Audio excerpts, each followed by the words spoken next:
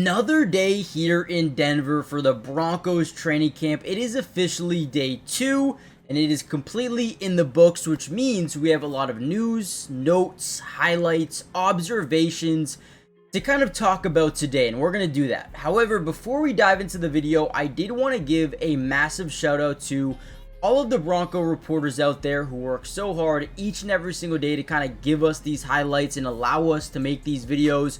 Major shout out to Zach Stevens and all of the other beat reporters. Make sure you guys do me a big favor and go follow them on Twitter or X right now, because I promise you, you will not regret it. The amount of footage that they post, from Bo Nix to Pat Bryant to everybody on the team, RJ Harvey, J.K. Dobbins, PS2, right? Everybody, they cover everything. So make sure you guys go follow them if you want to. And with that being said, let's kind of talk about today. Now, today was interesting because it is the final day of kind of acclimating to camp, which means tomorrow, day 3, and then going forward, everything should be more intense. It should be more competitive. And then once those pads come on, that's when things start to get really exciting. But we're going to break it all down today. Again, another chill practice. We're not allowed to film too much, so we're not going to have too much footage from today, but we will have some talking points from this offense and defense. So let's kind of just dive right into the video. Now, for what the reporters are allowed to film and are allowed to post is all kind of individual and positional drills, which means you're going to see a lot of quarterback to wide receiver, quarterback to running back, quarterback to tight end, right? We're not going to see DB versus wide receiver. That's just things that they're not allowed to record. So right here, we see a little bit of Bo Nix, and I believe Jarrett Stidham is the other on the other side there. Maybe Zach Wilson, just working on getting the ball to the receiver. So we're going to get a speed out, or actually more of a quick out by Marvin Mims. 10 yards, 8 to 10 yards. Great job by Marvin Mims getting both feet in bounds. Now, again, we can talk about it all year long. I feel like for this Denver Bronco team, the biggest, I don't want to say question mark because it's not a question mark, but it's more of a like, who is going to play a lot, right? You have Courtland Sutton, give him like 90% of the snaps. He's going to play a ton this year. Marvin Mims kind of broke out towards the end of last season. I feel like Sean Payton really found out how to utilize him as a Swiss Army knife type of player, and I feel like they will continue to do that, right? From there, you have Devon Vele, who really started to break out during the end of last year, but more importantly, during mandatory minicamp and OTAs, he was like the star of the show because of his ability to block and his ability to want to block, right? So you have 3 guys that most likely will get a lot of playing time, but then you have the emergence of Troy Franklin, and then the rookie Pat Bryant, who has been compared to Michael Thomas by Sean Payton himself. So comment down below your opinions on this wide receiver room. Who do you think will be the day 1 3 starters on day 1, but by week 8 to 10, do you think it changes at all? Let me know what you guys think in the comments down below. We got a little bit more Bo Nix to, I believe, Courtland Sutton on this rep. We're going to fake the handoff. We're going to drop back. We're going to sling this thing. Finds Courtland Sutton. Again, there's no defense. It's not the most entertaining thing in the world, but it is what they are allowed to show us. I believe you see Pat Bryant back there, number 13.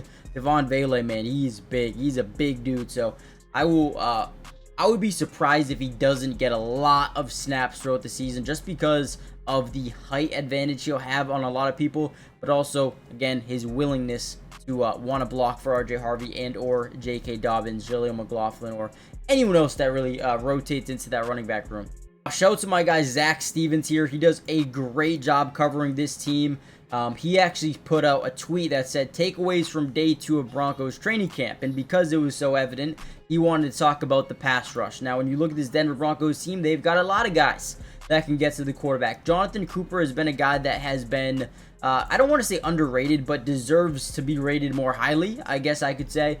He's a dog. He's a menace, and he creates havoc on offensive line, so he's been really good. Nick Bonito, same thing. And then from there, you get even better with Zach Allen and John Franklin Myers. They do a really good job in this 3-4 system where you have those 3 bigger linemen like the Zach Allens and John Franklin Myers, who also can get to the quarterback really well. But then on the edges, right, you have guys like Cooper and Benito who have the speed and the finesse to just, man, bend around the corner, lower their center of gravity. I can guarantee you right now we're probably going to be watching a lot of Denver Broncos defensive film this year, and probably going to be breaking down a ton of all 22 coaches film for you guys in videos. I cannot wait.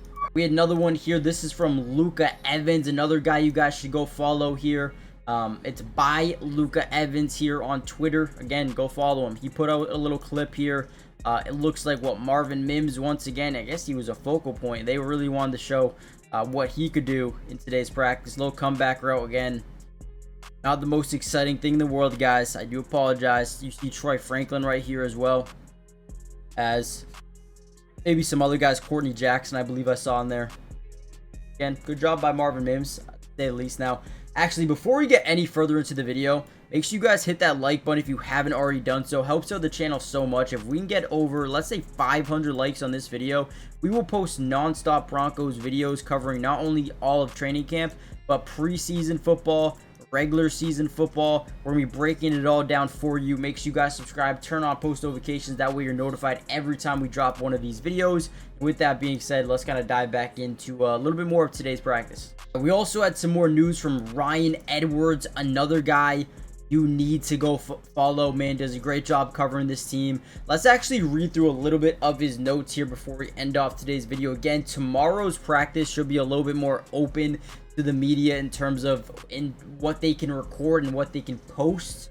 So we'll see about that. But he says Bo Nix's decision making is significantly faster than last season. Okay, so this is big even for regular season games. I know it's just practice, I get it, but you need to have the awareness and IQ to get the ball out quick, in rhythm, on time, and I think that's kind of what he's saying. Now, right, when you're in a game, those guys are relentless. They're trying to get you as fast as possible. So a lot of teams like to work against blitzes, and how do you do that? You get the ball out quick, early, and often. And he says ball was coming out lightning fast. That is perfect. If I'm a Denver Bronco fan, I'm looking at this like, okay, good. We do not want to take sacks. Let's move the ball. Let's push the tempo, and let's force these guys to bite up their coverage. That way, boom, now we can take shots deep. Okay, Evan Ingram. This is something I have wanted to hear about. We heard a little bit about potentially him playing that Joker role, playing in a bunch of different spots, and essentially what that means is like lining up in the backfield, right? At times, lining up at wide receiver, inline tight end, outline. I mean, you can line up anywhere, right? And that's kind of what they want to use him as. Now, he has mastered short area quickness. Again, talk about Bo Nix getting the ball out quick. You need to have a safety net in the middle of the field, or someone that gets out into the flats quickly, right? Evan Ingram has mastered short area quickness, is incredibly smooth coming out of his breaks and gaining yards after the catch. Again, this is perfect. Having a safety net that can create something out of nothing is always something you love to see. So, Evan Ingram, big thumbs up. I think this is a great addition. Drew Sanders is elite. Okay, hey, listen. Let's use the word elite. Coming downhill on a blitz when VJ sends him. Unreal athlete. Okay, so you got this inside backer who can probably line up along those double mug A-gap looks. Puts a lot of pressure on centers and those A-gaps, obviously. Hey, I like it. We already talked about Jonathan Cooper, Nick Benito, and those guys. If you just add another insane athlete that can get downhill, good luck, right? Courtland Sutton participated in team drills. Heard he practiced a lot today, which is good news. Mike McGlinchey wasn't present during media portion of practice. Keep an eye on outside linebacker Andrew Farmer as a sneaky name to make the 53. Now, we're obviously really early into this. We still have a lot to learn, but hey, this was a great kind of overall of practice. And again, you guys need to go follow him so you can get all of this news on your own. You don't need me here. And if you go through his page, you can probably see a ton of just Broncos information here. So go check it out if you guys haven't already done so. I'm going to end the video here, but if you want any more post-practice news, updates, media attention from all the players, go follow Zach Stevens. He does a great job over there. So hit the like button, subscribe, join the family, and I'll see you guys in the next one. Tomorrow should be a lot more in depth. Peace.